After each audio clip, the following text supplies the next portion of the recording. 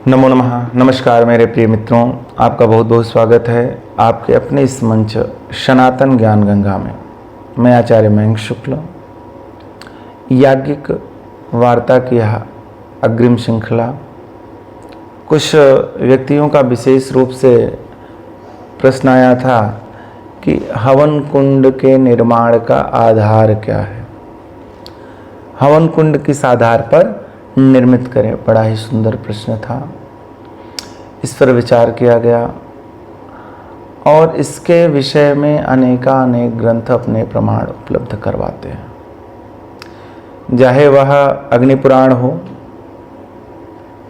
या भविष्य पुराण हो या देवी भागवत हो, इन तीनों ही पुराणों में विशेष रूप से इस विषय पे वर्णन किया गया।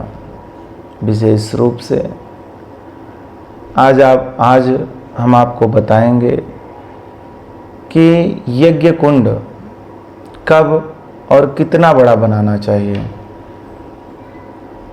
तो सर्वप्रथम अगर आपको 50 आहुति तक देनी है तो किसी भी प्रकार के यज्ञ कुंड का निर्माण नहीं करना है। क्या करना है? स्थंडिल बनाना है और हवन करनी है। अगर आपको 50 से लेकर के 99 आहुतियाँ डालनी है, 100 नहीं 99 आहुति तक अगर आपको हवन करना है, तब कैसे आप हवन कुंड बनाएंगे? तब बंधी हुई मुट्ठी से हवन कुंड बनेगा, अर्थात 21 अंगुल का हवन कुंड आपका तैयार होगा 50 से 99 आहुति के लिए। वहीं अग्रिम क्रम में अगर हम आगे बढ़ेंगे, 99 अर्थात 100 से लेकर के 999 तक अगर आपको आहुतियाँ डालनी हैं, तब आप 22.5 अंगुल का हवन कुंड बनाएंगे। अब अगर हम इससे आगे बढ़ें, जहाँ हमको 1000 आहुति डालनी है तो वहाँ 1 हाथ का हवन कुंड बनाया जाएगा। और अगर 10,000 आहुतियाँ, अगर किसी यज्ञ में हमको 10,000 आहुतियाँ डालनी है हवन कुंड में एक साथ क्रमबद्ध तरीके से, तब हमको 2 हाथ का हवन कुंड बनाना चाहिए। कब?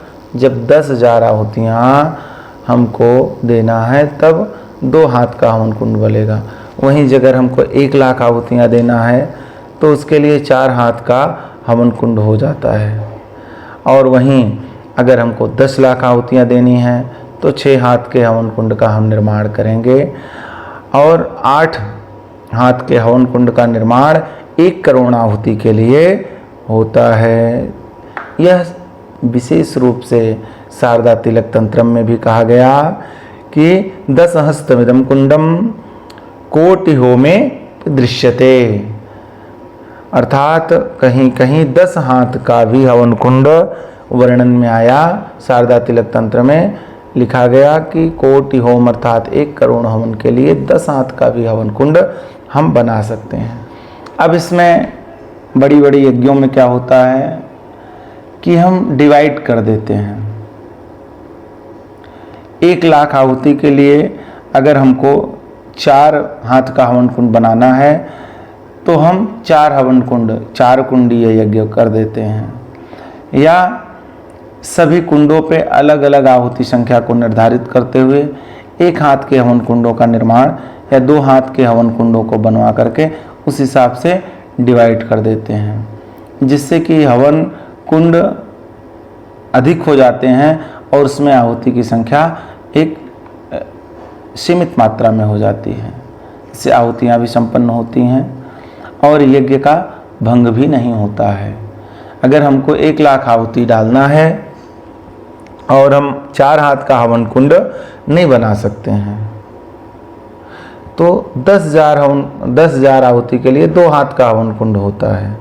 तो हम 10 हवन कुंड को निर्मित करा के एक साथ हवन करवाते हैं, जिससे कि आहुति डालने वाले भी आराम से आहुति डाल सकें और बैठने में अव्यवस्था ना हो।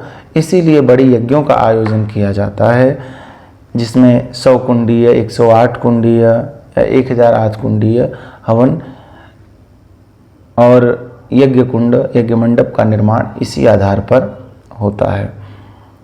इसके लिए अनेकानेक ग्रंथों में और भी प्रमाण पाए गए हैं, जिसके आधार पर भी हवन कुंड का निर्माण होता है। जय श्री राधे।